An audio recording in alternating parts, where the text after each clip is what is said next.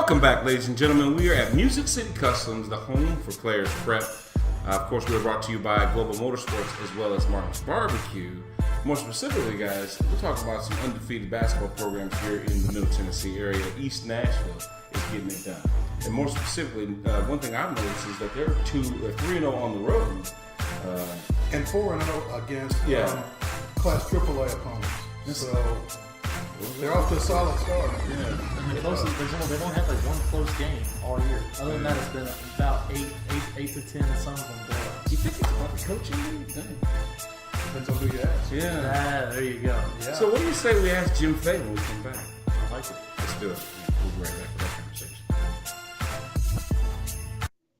conversation. Players Prep is brought to you by Global Motorsports.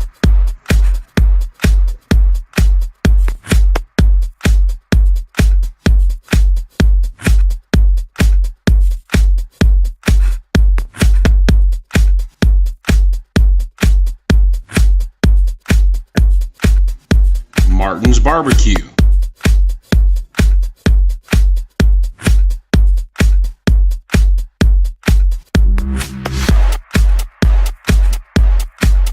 And Music City Customs.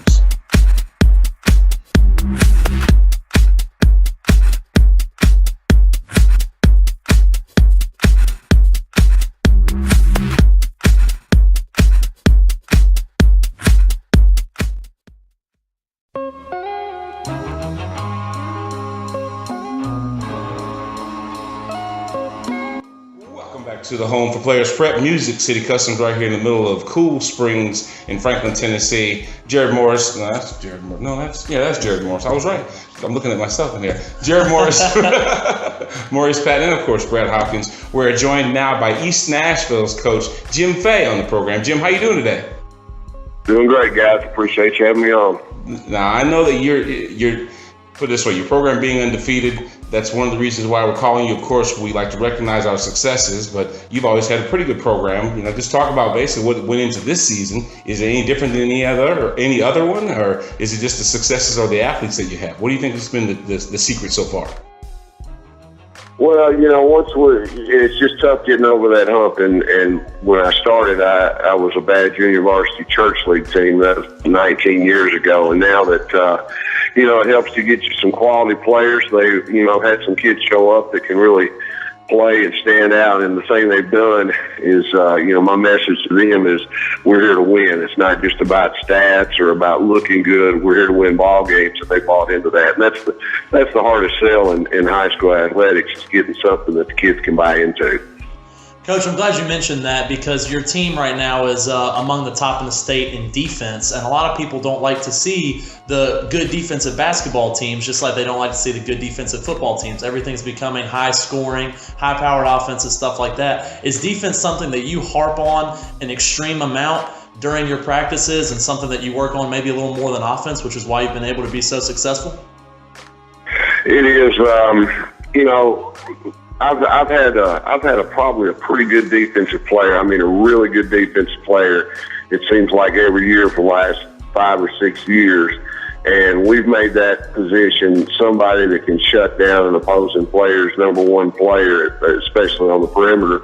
We've made that such a priority that the kids around them have bought into that as well. And our defense, quite honestly, has not been completely what I'd like it to be, but they understand the significance and the importance of stopping the other teams. It's just a matter of us, getting out there and doing some positive things on the offensive end. But we harp on the defense. It's just, that's what they say builds championships. I don't know. I'm still waiting on the championship. Well, Jim, it's interesting that you say that. You guys made it to the AA state finals last year, lost in double overtime. Lost a great player in Terry Holt off that team, among others. And then as you're getting ready for this year, Isaiah Upton, who was probably going to be one of your top players, gets hurt in football. How are you guys 11-0 in spite of what you lost from last year and in spite of not having Isaiah? Yeah. Well, it's all coaching, don't you? That's right. Amen. Well, you don't. There's still a line from Remember the Titans. You don't replace an Isaiah Upton. He is a defensive player, a point guard, a rebounder. He did everything for us.